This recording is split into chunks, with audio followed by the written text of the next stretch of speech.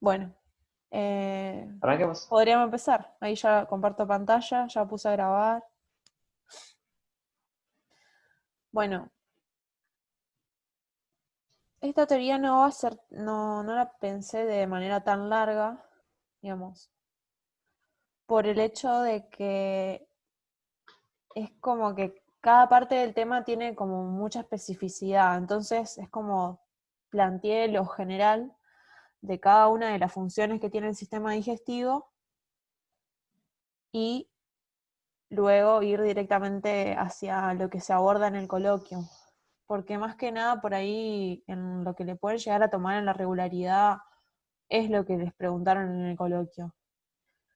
Es como que lo aborda en la generalidad. Por eso no agregué tantas cosas de teoría.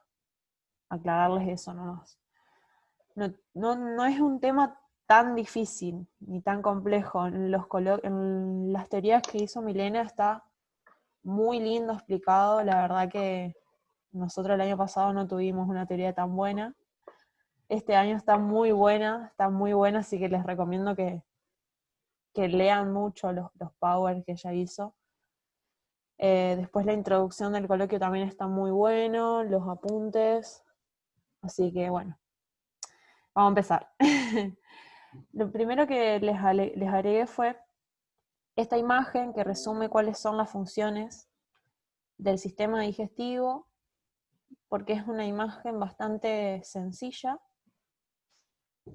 Fíjense, nosotros ingerimos alimentos y que esos alimentos contienen nutrientes. Esos nutrientes se encuentran en moléculas que son muy grandes como para que nuestro organismo las pueda aprovechar en la manera en la que se encuentran. Entonces, ¿qué hacemos para poder aprovechar esas moléculas? Tenemos que llevar a cabo en primer lugar una digestión. Esa digestión implica una degradación mecánica en primera instancia y también una degradación química. En cada una de las partes del tracto digestivo se va produciendo esta digestión y que dependiendo de qué parte del tracto digestivo hablemos, va a implicar a diferentes sustancias químicas, ¿sí? Por ejemplo, eh, cuando hablamos de digestión mecánica, podríamos nombrar el ejemplo de la masticación, ¿sí?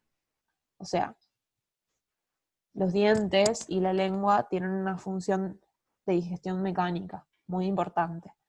Y en la boca, la degradación química se lleva a cabo por la tialina o alfa-amilasa, como le quieren llamar, que es una enzima que produce la digestión, la degradación de los hidratos de carbono complejos, el almidón, ¿sí? Es un ejemplo, ¿sí? Vamos a ir viendo paso por paso qué sucede en cada parte del sistema. Después, cuando nosotros digerimos ese alimento y obtenemos moléculas más pequeñas, esas moléculas más pequeñas tienen que ingresar a nuestro cuerpo. Entonces, ¿cómo hacen para ingresar? Mediante el mecanismo de absorción, ¿sí? ¿Qué implica? El mecanismo de absorción es el pasaje de los nutrientes desde el tubo digestivo hacia la sangre, ¿sí? Hacia el líquido intersticial. A grandes rasgos significa eso.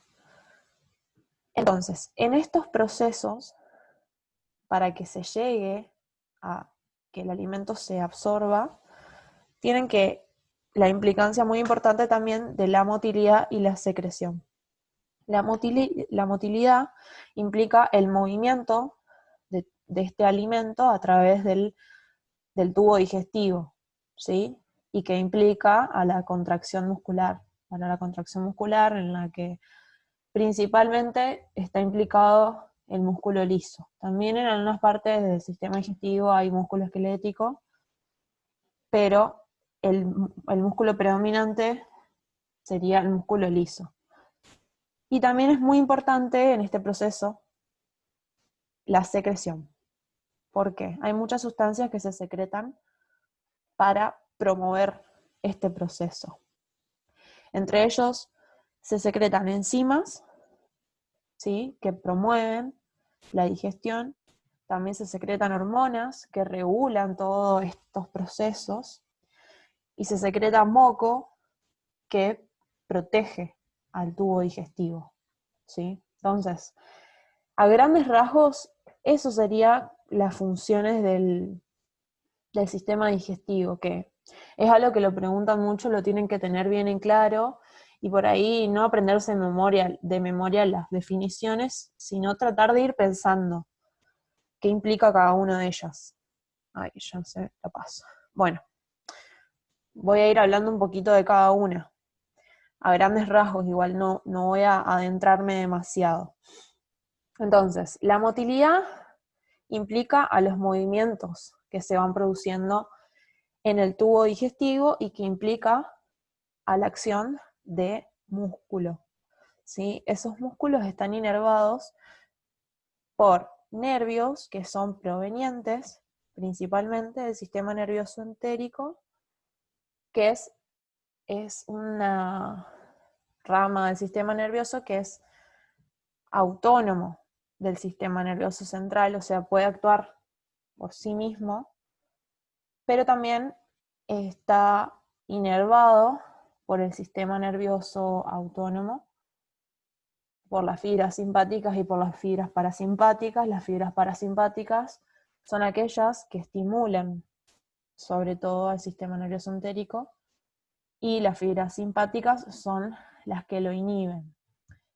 Es como por ahí bastante raro pensarlo en ese sentido, porque generalmente nosotros lo pensamos en el sentido opuesto. Pensamos como que el sistema nervioso simpático siempre está asociado a actividades de estimulación, pero ¿por qué en el sistema digestivo se asocia a lo opuesto?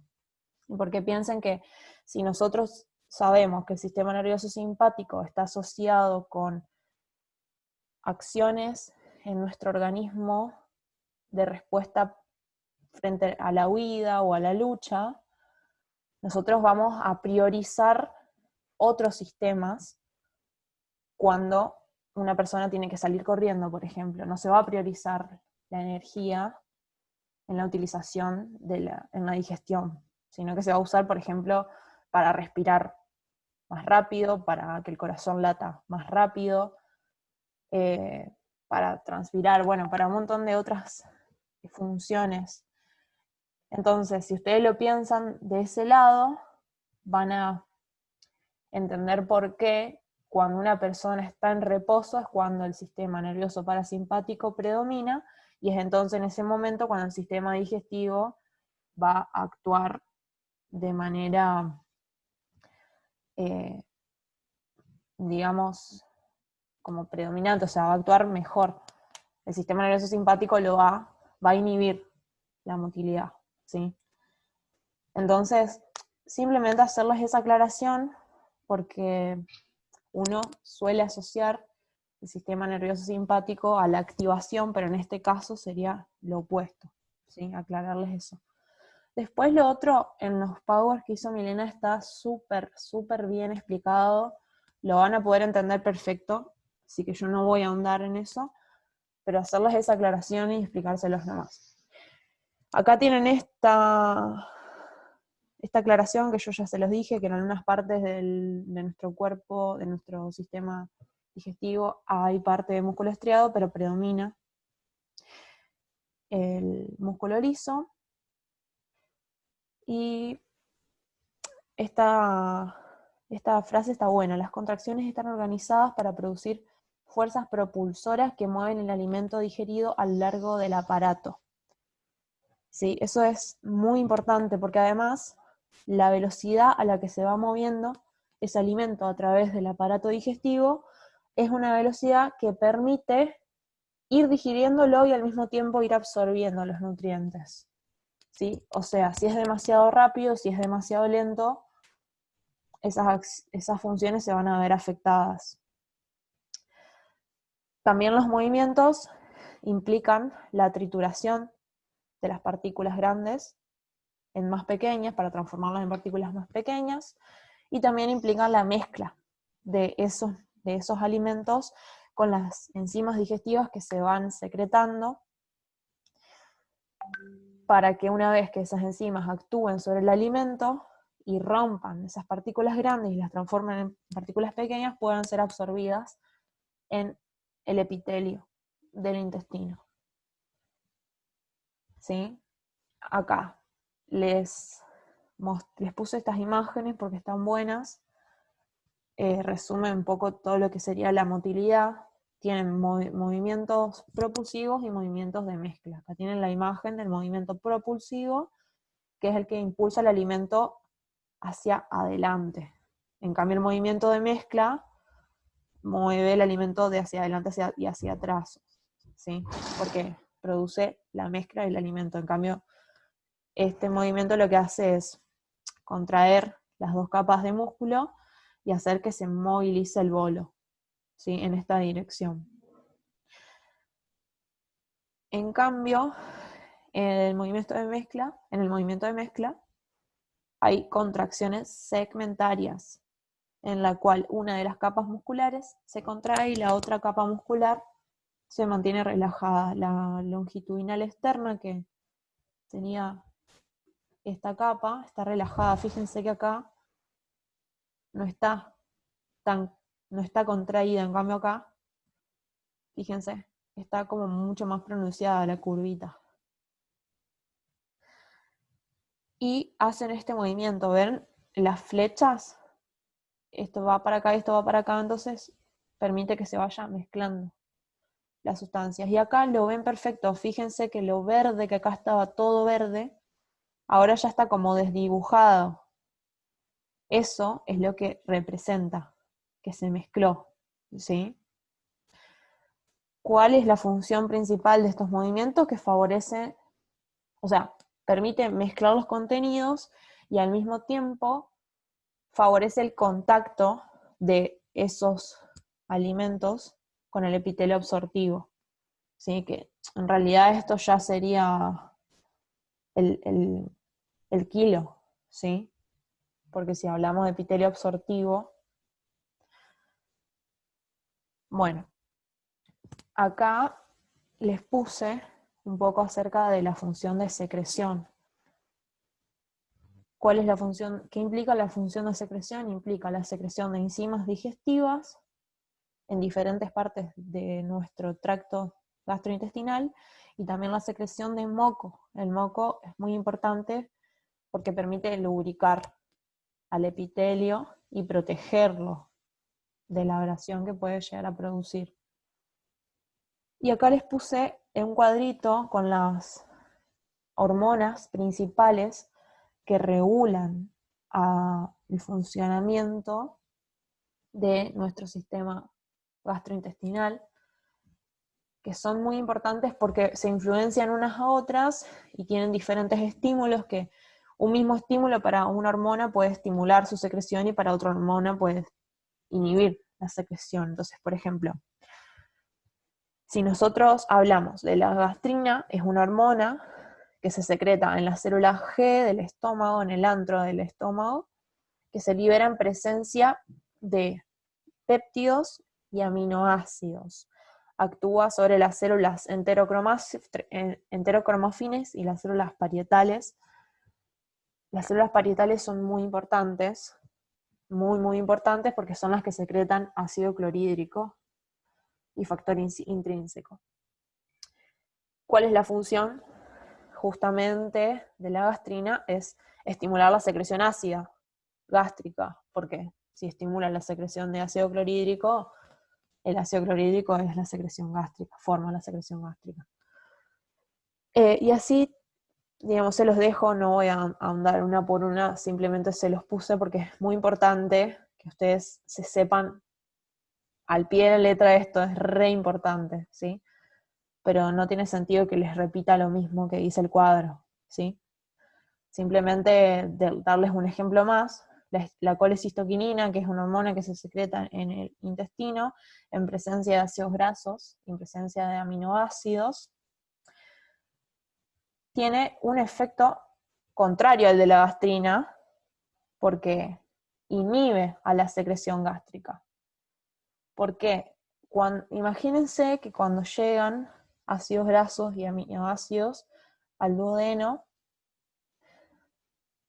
ahí se dispara como una señal que dice, bueno, yo acá ya tengo ácidos grasos y aminoácidos, entonces tengo que calmar la secreción ácida e inhibir el vaciamiento del estómago, el vaciamiento gástrico, porque tengo que digerir lo que ya tengo, ¿sí? No puedo seguir metiendo cosas al intestino antes de digerirla. Entonces como que hay que detenerlo un ratito, ¿sí?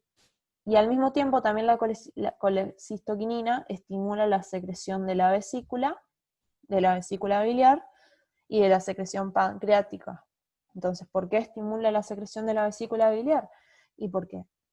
Si nosotros tenemos ácidos grasos, esos ácidos grasos, para poder digerirse, necesitan de la acción de las sales biliares. Las sales biliares se producen en el hígado, luego del hígado pasan a la vesícula biliar, donde se concentran y se secretan desde allí.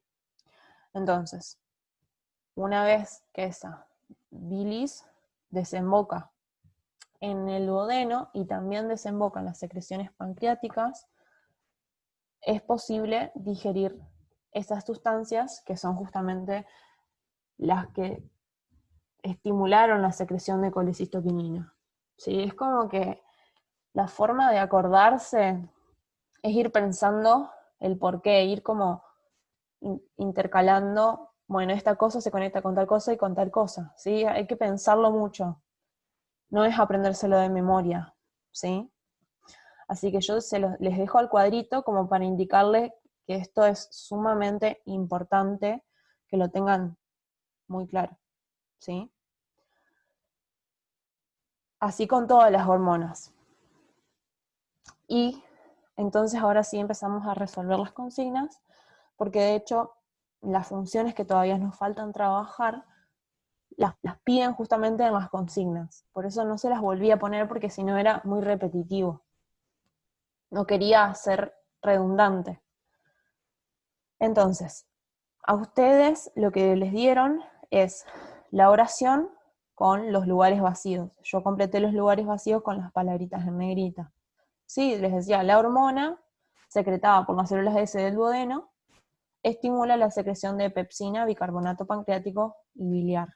La respuesta es la hormona secretina. La hormona secretina se secreta cuando el quimoácido llega al duodeno.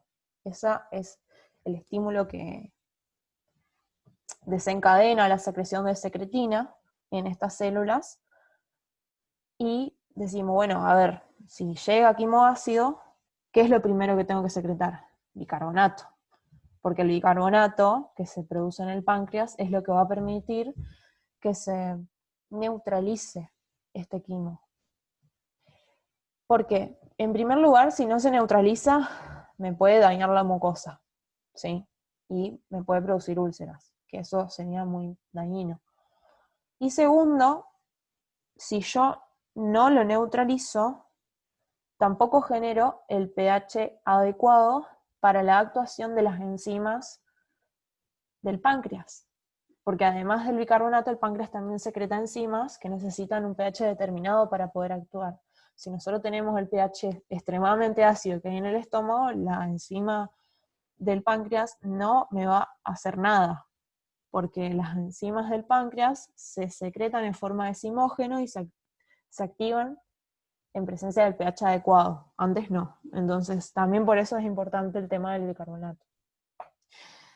Y bueno, esa sería la función de la gastrina. ¿Ven por qué? Es que yo no quería ponerles tanta información de teoría antes, porque es como que con el coloquio solo ya podemos ir charlando un montón de cuestiones y no llenarlos de cosas.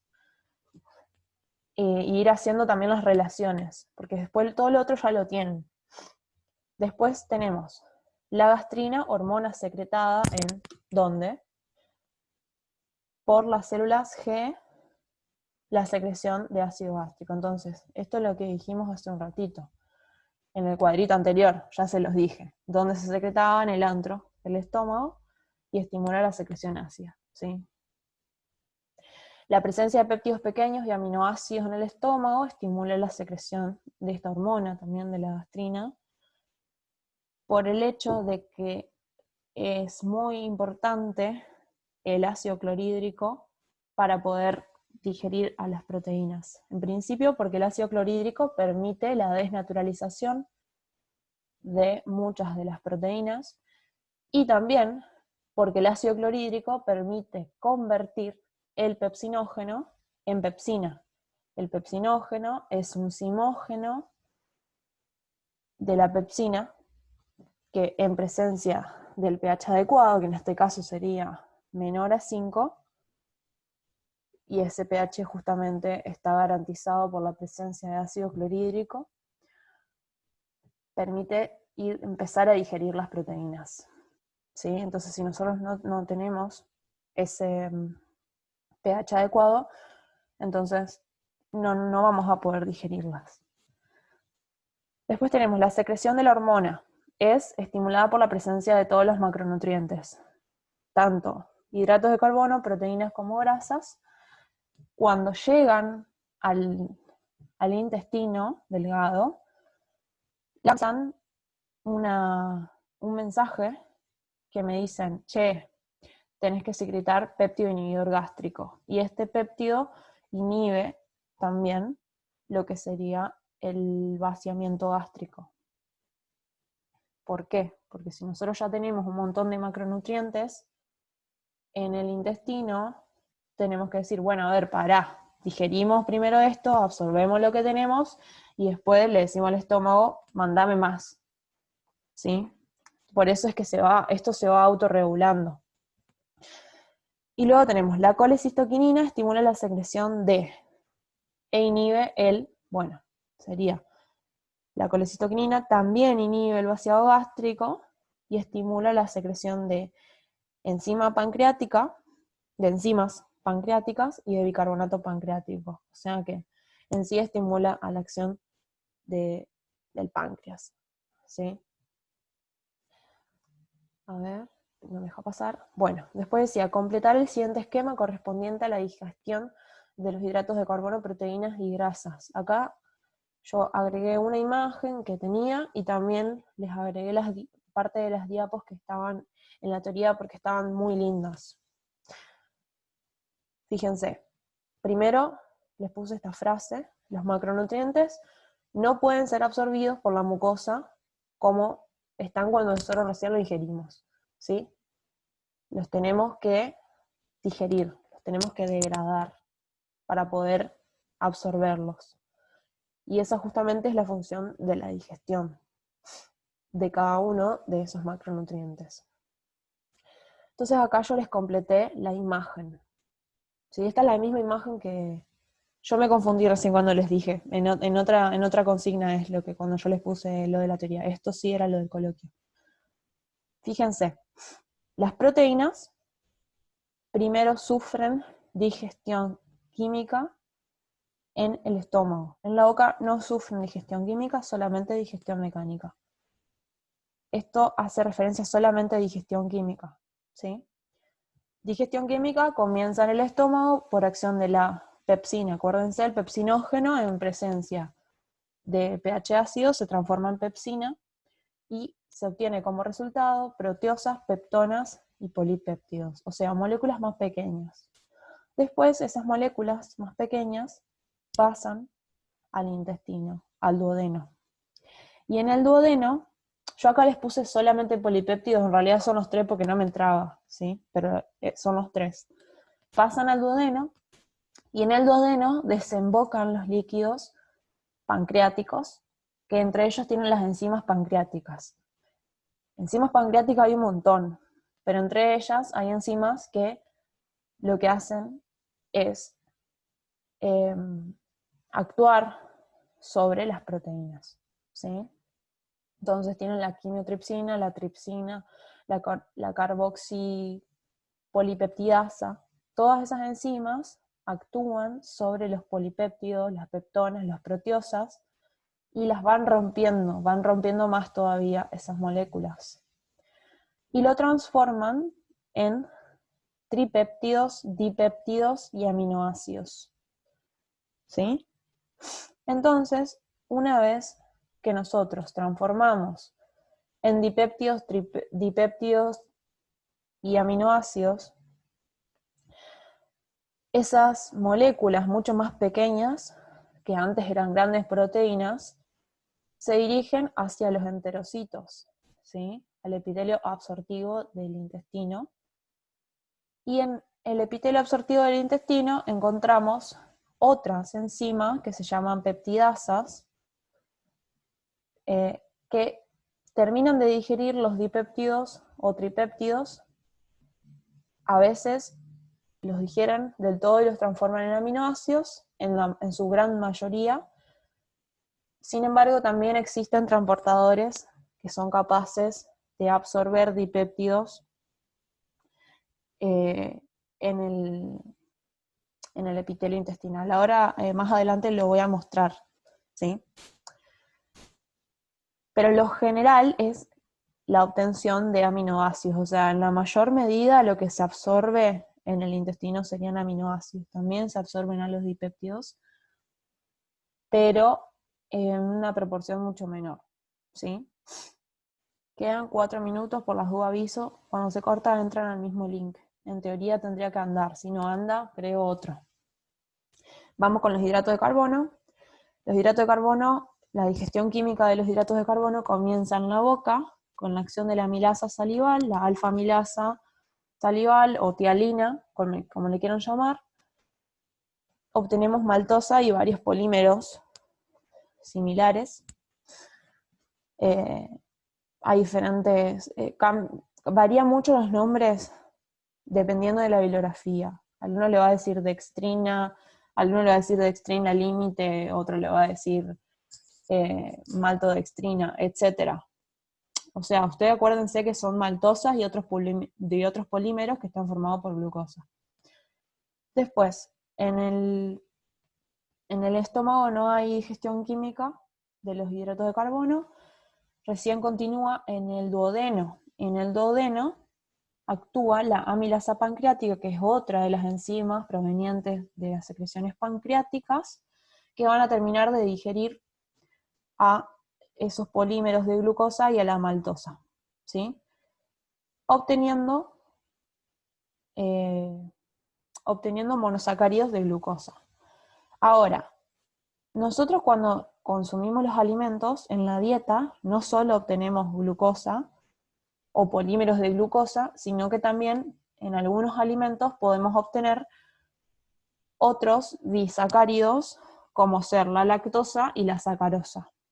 Eso va a depender mucho de los alimentos que consumamos, pero por ejemplo, si consumimos lácteos, los lácteos generalmente tienen lactosa, a menos que sean deslactosados. Entonces, la lactosa es un disacárido que no sufre digestión hasta llegar a el enterocito. Recién en el enterocito se lo va a digerir, porque es una molécula chiquitita, ¿sí? No necesita romperse enormemente. Directamente se la digiere en el borde en cepillo. Lo mismo pasa con la sacarosa, ¿sí? Sobre la lactosa actúa la enzima lactasa y la desdobla en galactosa y en glucosa. Y sobre la sacarosa actúa la enzima sacarasa y la desdobla en fructosa y glucosa, ¿sí? La sacarosa es el azúcar común. Ustedes saben que la mayor parte de la sacarosa que podemos llegar a consumir por ahí es sacarosa que está como escondida, sobre todo si consumimos alimentos ultraprocesados, porque en los alimentos ultraprocesados siempre está escondida la sacarosa. O si no tienen sacarosa, tienen, por ejemplo, jarabe de glucosa o tienen jarabe de fructosa, jarabe de maíz de alta fructosa, y hay miles de opciones comerciales que terminan siendo lo mismo, ¿sí? Siempre hablamos de hidratos de carbono, ¿sí? Y por último tenemos a las grasas, ¿sí? Las grasas predominantemente implica a los triglicéridos. Los triglicéridos, acuérdense, el nombre les dice por qué está formado. Tri, tres, ácidos grasos que se unen a un glicerol, ¿sí? Eso significa triglicérido. Bueno, se está por cortar, así que ya les sigo explicando en el próximo, porque si no se va a cortar la mitad de la explicación.